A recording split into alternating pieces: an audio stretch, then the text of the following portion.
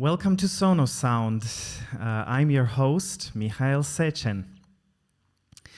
So this is a really big challenge for me, as I actually did kind of like a poll. I asked people what they would prefer.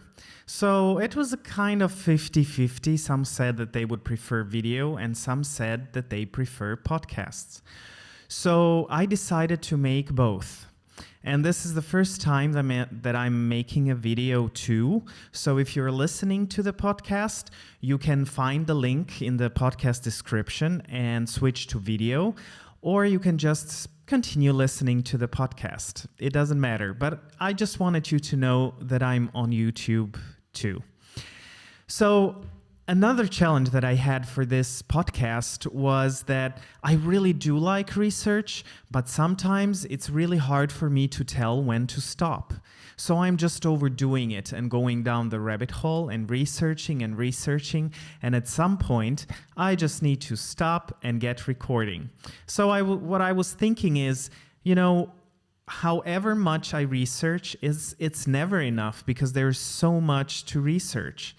So this is rather an introduction or maybe an inspiration for you to explore for yourself and to see if you want to know more, to also do some research. And therefore, I will put links in the podcast description, but of course, feel free and do your own research. So, what's the topic today? Today, I really want to talk about allyship. And allyship is a topic that I'm really interested in, and I was interested in for so many years, but now it became really interesting to me again with everything that is happening around the world. You probably saw what is happening in the United States.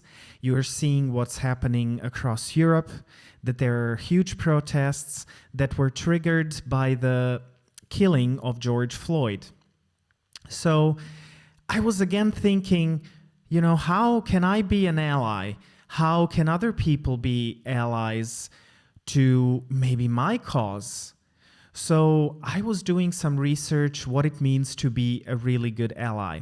So I hope you're going to enjoy this podcast, this video cast today, and just have fun with me exploring. So what does it actually mean to be an ally? What does allyship mean? And for this, I want to read you one definition that I found. It's where privilege meets oppression on the journey of change. I found this really interesting, and here we come right away to the word privilege. And something that all of the people said who are struggling or fighting for their equal rights is that they're talking about the awareness of my own privilege, of not my own privilege as the discriminated person, but as the one that is part of the privileged group.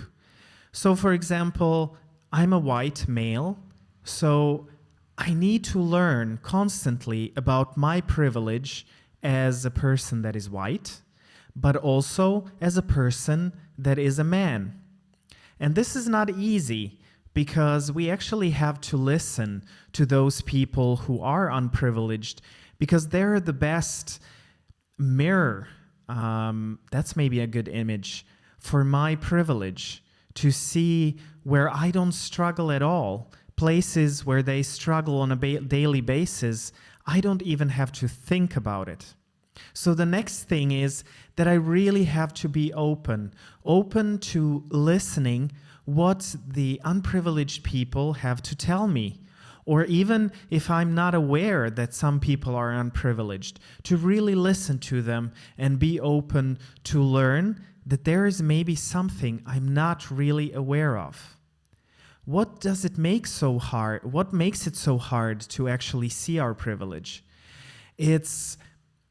I think that the hardest part of seeing our privilege is actually the implicit bias. What is implicit bias? There is obvious bias that is happening and that is visible to everyone, that when people explicitly express racism, homophobia, or whatever. In Croatia, we have Roma people are very discriminated. So, if they call them names or say something bad about them, that's something that's very obvious. But implicit bias is something that we just learned while we were growing up, while we were hanging out with our peers. It was part of media, of the movies we were watching. And all this information we got isn't necessarily true.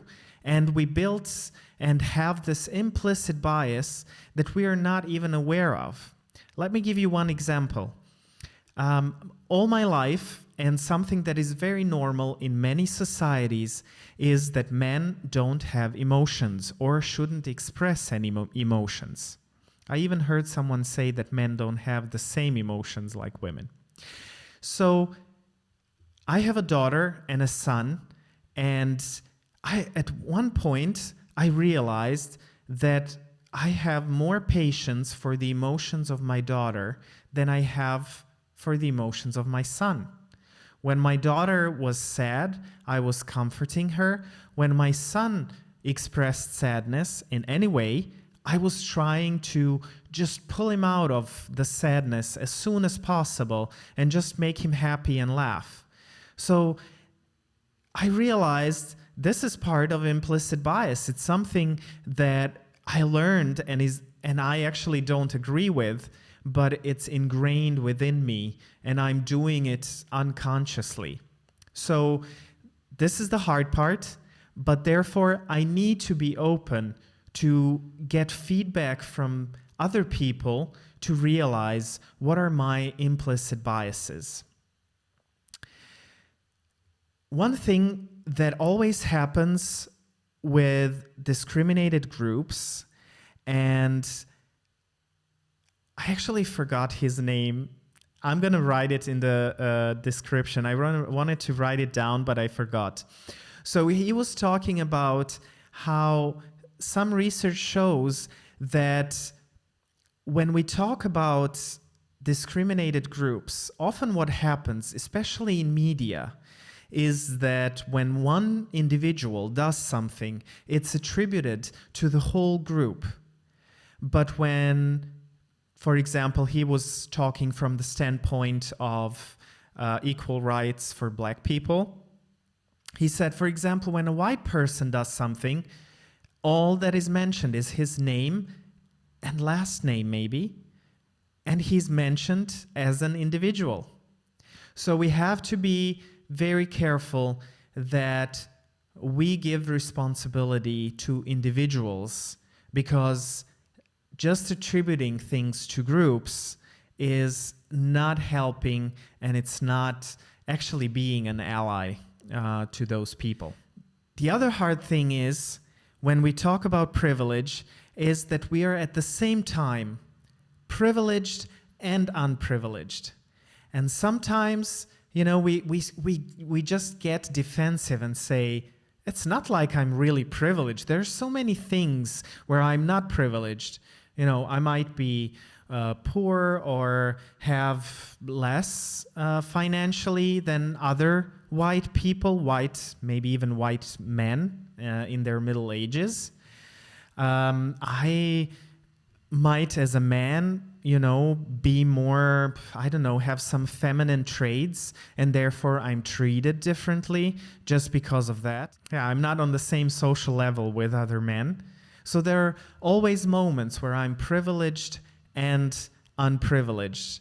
But, if someone is telling me they're explaining how they're unprivileged, that doesn't mean they don't take away from all these parts where I'm unprivileged. So let's just put this apart and listen to their stories. There might be a moment when I can express my being unprivileged in some places, in some moments. But, it's not the time to talk about it when I'm listening to someone else's story. So here again, like I mentioned when I talked about trust, it's very important to be vulnerable. Vulnerability in this case means, to say sometimes, I don't know. So what can we actually do to be an ally? It's very important that if we want to do something, if we want to affect change, if we see the injustice and really want to do something, get involved. Get involved if you're not part of this discriminated group. Don't start something on your own, but try to find something that is already there and that is organized by the people who are unprivileged, by this discriminated group, and then go from there and ask them, what do you need? So rather, try to empower them and give them a voice than to do things yourself. There are so many things that can go wrong when we do things for ourselves, because at the end, we can maybe see the problem, we can see the situation, but we never understand fully. But that doesn't mean that we can't do something or that we can't say something, especially in our everyday conversations, at our working places, at the people we socialize with.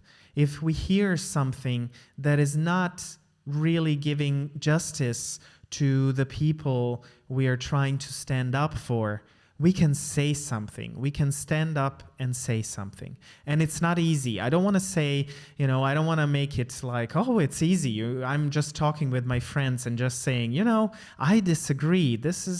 I don't see that this is true. So it's always a question, even if we organize something, you might have an organization and want to do something for people who are unprivileged. Of course, you can do something. But then with whatever you do within that, you can actually find ways how to make it possible that the voices of the people who are not heard already, who are somewhere in the background, to work on that their voices are heard and that these people are empowered to tell their own stories. And I know I'm speaking very general, but it's always general. Even if I would go specific, one thing I always have to be aware of, wherever I go, whatever group I talk to, if I'm talking on a global level, then it's different whatever country I go to. If I go more closer to wherever we are, it's different from city to city, from town to town, from village to village. The situation of the people that are discriminated. And then even within my town, I can see that there are parts that are maybe more discriminating than other parts. So it's different for different people, and the experiences are different, and the needs are different. And therefore, I always need to be open, keep an open mind, and I always need to listen and ask, what do you need? How can I help you? I was talking about that you can also tell your experience, your thoughts when you talk to other people and when you face words, sentences, stories that you disagree with or know that they're not true. And it's not easy because things get messy.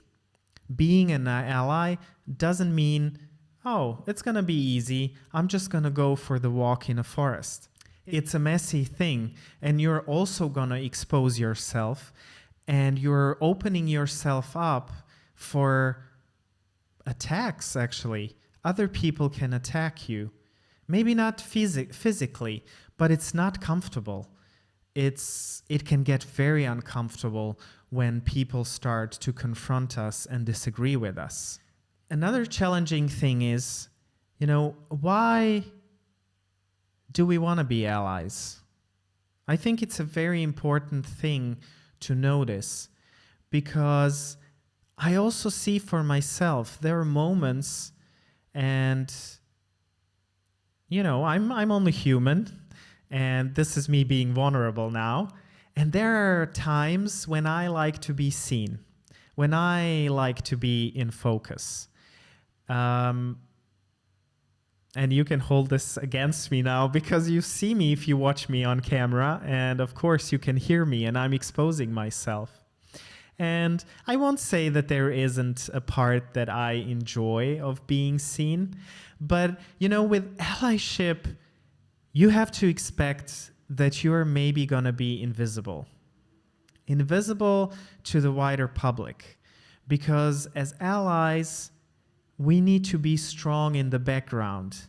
We can be such a great support to the people who are fighting for their rights. We can be an inspiration, and we can motivate them to keep their work doing with whatever we do.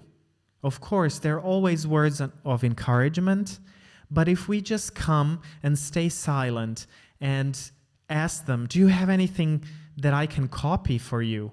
Do you need me, cutting out something?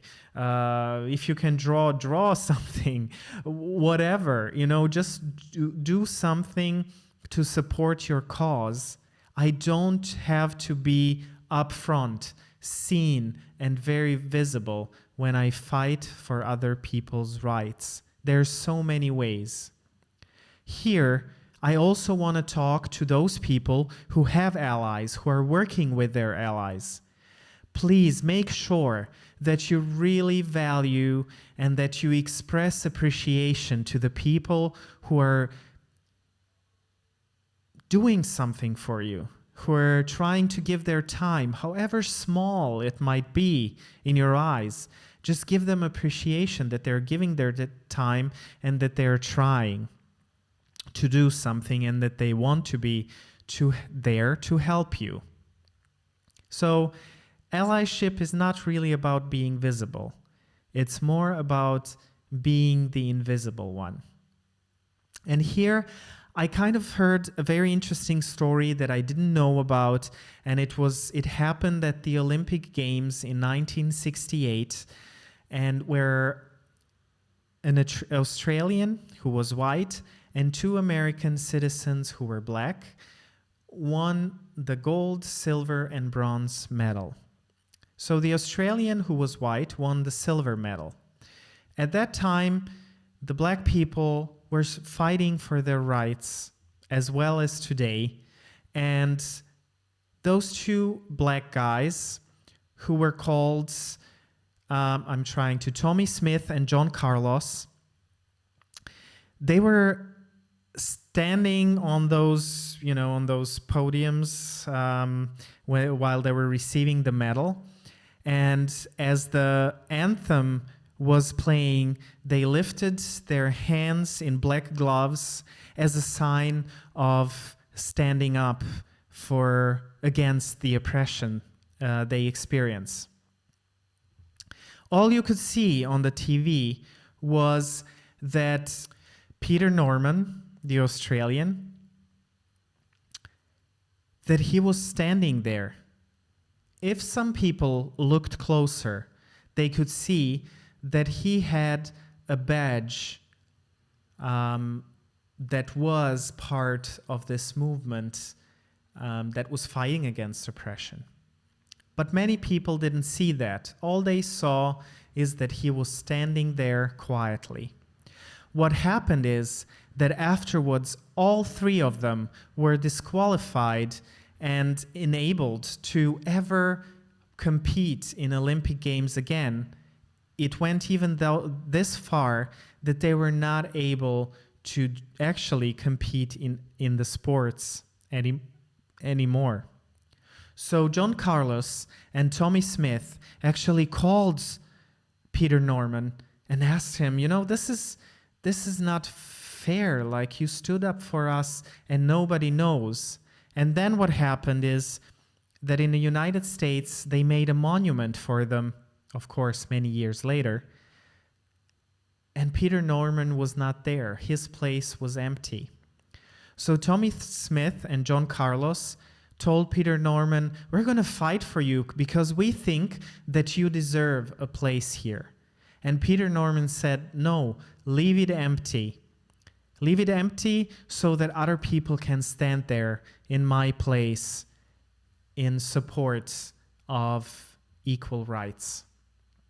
So they did write his name on this monument. You can see his name on the place where he was standing, but it says that Peter Norman was standing there and that you can stand up there and kind of take his place in support. So I found this story very moving.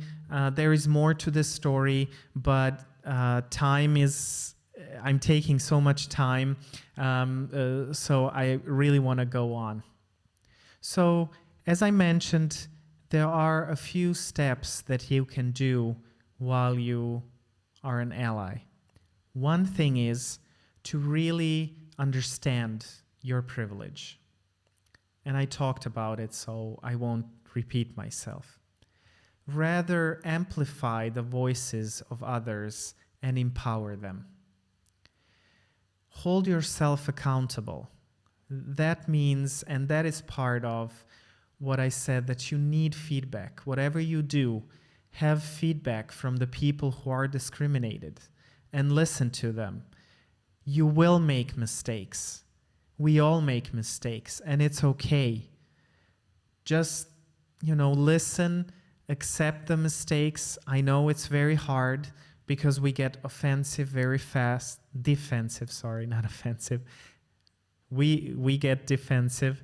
It's hard to get feedback where it's not appreciation, but someone is telling us what we maybe did and didn't really help. So listen to this, have this feedback, and be accountable to the people you are being an ally to. And be aware that impact is very important. I know that if you are an ally, if you want to be an ally and do things, you have good intentions. You always have good intentions. But, impact is important because this is directly causing harm to the movement or helping the furthering the movement. So if someone tells you, it doesn't mean that you didn't have good intentions, but impact is very, very important. So how can you hurt the movement in other ways? One thing that we're always tempted to do is when there is a discriminated group, and I can see that with the Roma people in Croatia, is that we are actually trying to assimilate those people. All these people need to be really equal is that they start to behave the same way that we behave. And this is not part of being an allyship, and it's not helping those people. It's not helping the oppressed group. It's rather helping the oppressors. Let's just stop making excuses for our own mistakes. We're going to make mistakes. All I can say is sorry. And this is, again, a place of vulnerability. I made a mistake. I really did wrong. Or, I wanted to do good, but I can see that it didn't help. One danger we're always in is taking over, because when we are allies and we are part of the privileged group, it's easy to take over because some things are much easier for us than it is for the discriminated group. So we have to be careful not to take over instead of supporting and empowering. Another thing that is very dangerous, and it's maybe not about being an ally, but it definitely says that I'm not an ally. And I hear that so often for so many people. Like, why do we even have to talk about this problem? I don't have any problems with discrimination. I'm not homophobic. I'm for women's rights. But the problem is there. So I can't just say, why do we even have to talk about it? Because I don't have a problem with it. But the problem is there. And for the people, it's real on an everyday basis. So, of course, you can say that. And good for you that you are not racist, that you are not homophobic, that you are not misogynic. I don't know how to pronounce it very well. But the problem is there, and it remains if no one says anything and no one does anything. So we have to talk about it. And another thing is just to deny the structural problem. So with oppression, there is always a structural problem. Structural violence means, that there is not one person that, if you change the opinion of one person, everything is going to be fine. But structural oppression and problem and violence is actually, you can't name the oppressor. It's just everywhere. It's ingrained in our systems, in official systems. It's part of this implicit bias and everything. So and if we don't understand that, we can really harm the whole movement, and we are not really helping to stop discrimination. And there is a whole theory about structural violence, but I don't want to go deeper in it because I'm going out of time. I want to tell all of you who are actually discriminated and are starting a project where you want to fight for the rights, include allies. When you're planning, think about how you can include them. Think about what you would like to tell them and how you can teach them to do their best. What are the parts that they can be included, and how would you feel comfortable including them? Because it really helps. And I want to read these words from Whitney Parnell. You can listen to her. Just follow the link below in the description. Allies have a special opportunity to bridge the divide, the lack of understanding, to bring empathy and perspective. Allies can motivate a call to action that inspires us all to embrace our shared humanity. I really loved these words. I loved it for the parts where I need allies, and I loved it as someone I can be an ally for. Thank you for spending this time with me today. It was a little bit longer than last time, but I still hope that you enjoyed it. If you have any questions, comments, ideas, anything, just send it to me. Let me know to sonosound@gmail.com. I can't promise that I will answer everything or that I will talk about everything that people send me, because I'm not all-knowing, and I might not be all interested in everything, and it's really important for me to be authentic. But contact me, let me know that you're listening. So also subscribe, tell other people about this, and I'm really looking forward and hope you will join me for the next episode of